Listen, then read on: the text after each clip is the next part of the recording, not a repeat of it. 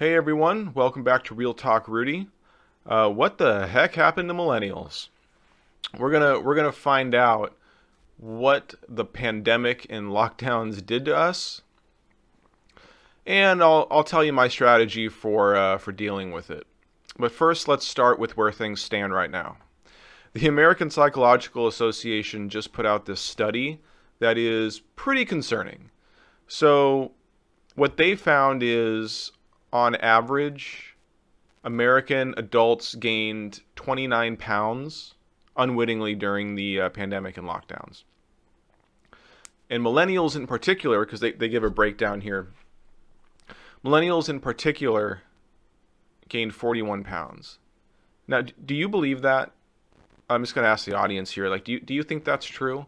That doesn't seem true to me. That seems like it's, for some reason, I can't really buy that. That's an insane amount. And America's already been dealing with this, with the weight problem and obesity problem. So I hope it's not true. I think it's directionally correct, right? I think we can all agree that people have been active less, out less, playing less team sports, eating junk food more, comfort food, ordering from DoorDash, drive-throughs. So I buy that it's directionally correct. I have trouble believing the millennials gained 41 pounds on average thing. That seems excessive to me. But let's assume for the moment that it's even half true and that millennials gained 20 pounds. Yeah, that's a problem. And it's a bigger problem when we realize that next to age, obesity is the next best predictor of having a bad outcome from COVID. So it's going in the wrong direction for multiple reasons at exactly the wrong time. So that's not cool. But let's talk about ways that we can mitigate this. I'm going to go over my journey, my little weight loss journey that I've been on since about October of last year. I went from 186 pounds down to 166, so lost about 20 pounds, and it's been very sustainable for me. And what I mean by that is I haven't felt any real temptation to go off the rails, and it feels like something that I can stick with long term. And I haven't really even done it with exercise beyond walking about a mile a day, which I recommend anyone for the most part can do that. And it's a good way to get blood circulation, creativity going, and of course burn some extra calories. But it doesn't seem to me to be a necessary thing if you want to lose weight. So mine has been almost exclusively diet based, and I thought I'd share my approach to it.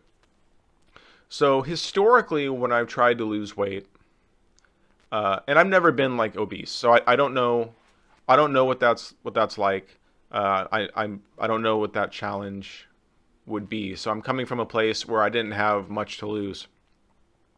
Most people didn't look at me and say, you're fat or anything. But I knew that there was more that I could do to look better and especially to feel better, because I've noticed major differences with the way I eat now in terms of my mood, my cognition, etc.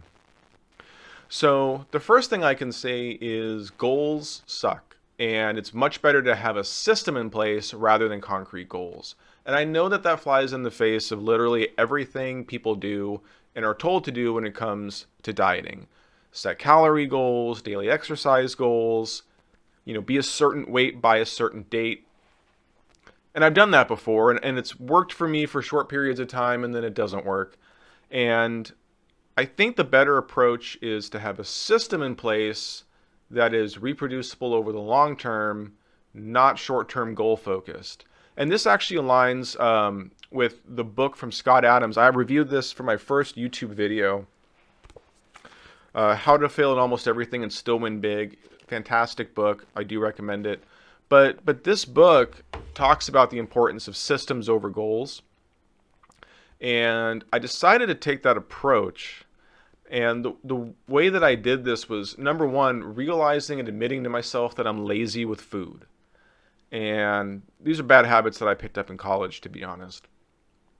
But I'm lazy with food. And so if I don't have things ready to go at hand or relatively easy to make, I will fall prey to temptation and order something off DoorDash or hit up the drive-through. There's a Jack in the Box 30 seconds from my house right out the front of my neighborhood.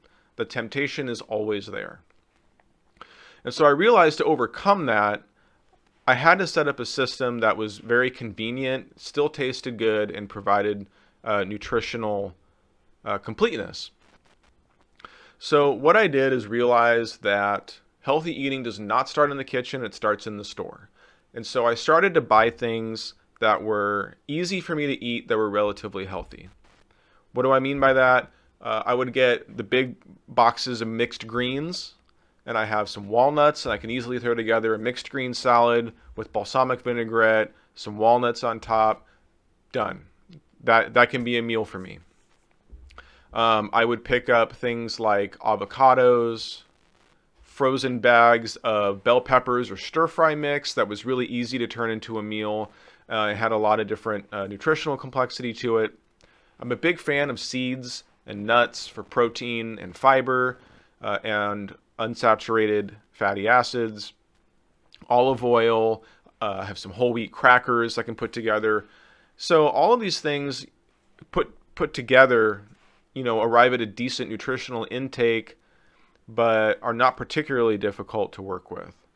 So I figured I would just follow that strategy of eating things that I knew to be good for me, that I liked the taste of, and that were relatively easy to make, and see where it would take me. I did not set a specific time frame. I did not set a specific weight number.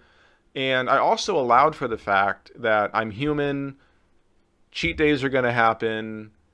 Sometimes I'm going to fall prey to a moment of weakness, but I don't let it get me down. This part of the system is that when those days happen, and I just acknowledge as part of human frailty that they will, the next day I'm usually extremely diligent to kind of counterbalance it. And maybe that's just a psychological trick that I'm playing on myself, but it seems to work pretty well.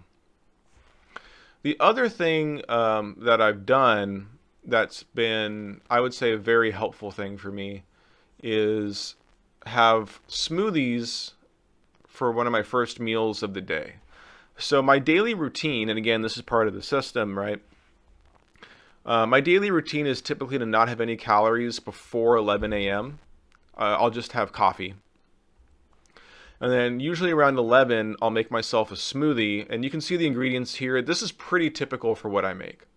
So I throw in a banana, some strawberries, blueberries, and raspberries. That's a pretty potent antioxidant trio. And there's a lot of cool micronutrients that they provide, not to mention they taste great.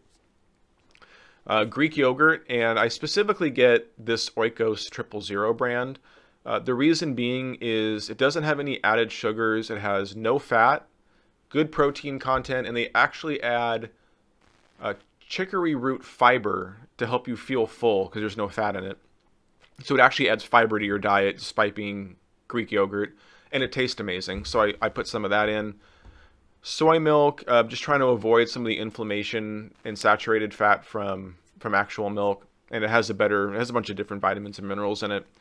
And then ground flaxseed. The flaxseed's been really cool. It's got a lot of unsaturated fats in it, lignans, some other weird micronutrient things that I guess can help prevent cancer. And it's pretty good for digestion too. So that's like a daily smoothie for me around 11. After the smoothie, I'll typically have some mixed nuts and seeds. So that way I can just get some additional fiber and fat in my diet along with micronutrients. And that pretty much enables me to feel full until dinner time, which I usually eat relatively early, around 5 or 6. So I try to get my eating in between around 11 and 6 or so.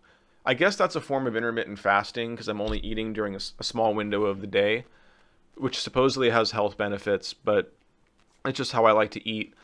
And dinner is usually something like a mixed green salad, maybe a bowl of tuna, or I'll have a chicken stir fry with a frozen bag of like bell peppers or stir fry mix. So I'll try to keep it relatively simple with a decent nutritional profile, but it's all stuff that's easy to make within maybe 10 minutes or so. A lot of it's just done in one pot or wok that I can quickly clean off so dishes are a breeze. So basically I've realized that I'm not going to be able to fight my laziness when it comes to food. I essentially just have to make peace with it and order my shopping habits and my eating habits around it. And it works out pretty well. The results have been great. I feel great, looking better, and lost about 20 pounds. A few years ago, I went on keto, just as to put this in context. I lost a fair amount of weight on keto too, but I did not find that it was sustainable. There's too many things that I like, fruits and certain carbs and stuff. It just wasn't for me long term. It absolutely worked for me to cut weight, but I don't recommend it as a long term dietary strategy, mainly because it's just too restrictive. So I don't find that there's a lot of things that I wish I could eat that I don't. I pretty much eat around my tastes. I do go out to eat periodically, and I'll have things like salmon, occasionally a prime rib. So I have other things in there that are, I guess I would sort of call cheat days. But again, I always try to put those in context, realize that if those happen occasionally, it's not the end of the world. And then I snap back to my system and pretty much just pick up where I left off. I don't beat myself up if on Friday night I have a little bit more food than extra, or a little more food than I normally do, or mashed potatoes or something like that. I'm not really interested in beating myself up like that. I just realized that over a long enough time period, creating habits are far more important than what happens on any individual day. It's what you do repeatedly, daily especially, that makes a big difference. And again, I haven't done a lot with exercise. I should. That's probably the next habit that I'm going to try to build in. And I've gone through periods in my life where I've exercised a lot and gotten pretty muscular. And now's not really one of those times. So that's probably next on the list. But I feel like if I can make a habit out of eating well, and I've actually retrained my brain to crave healthy foods, I can probably do it with exercise. So maybe that's next on the list, and in 6 months I'll make a video on how I did that. But in any case, just think about what you eat in terms of how it makes you feel. Think about it as a system. I don't recommend setting hard goals. Humans are pretty much designed to fail based on that strategy. A great example is New Year's resolutions. They're basically a myth in terms of people actually following through on them. So hopefully this is helpful. Hopefully this is some sort of system that other people can either try or emulate. Again, this is not to fat shame anyone. This isn't to judge anyone. Everyone's going through their own thing. This is just my way of doing something that worked for me. And I think that given the situation with coronavirus, it's more important than ever to really take care of ourselves and to eat well. Let me know what you think in the comments. If you found this useful, please like and especially subscribe and hit that notification bell. And yeah, let me know what you think. Anyway, I will see you for future episodes. Thanks. Bye.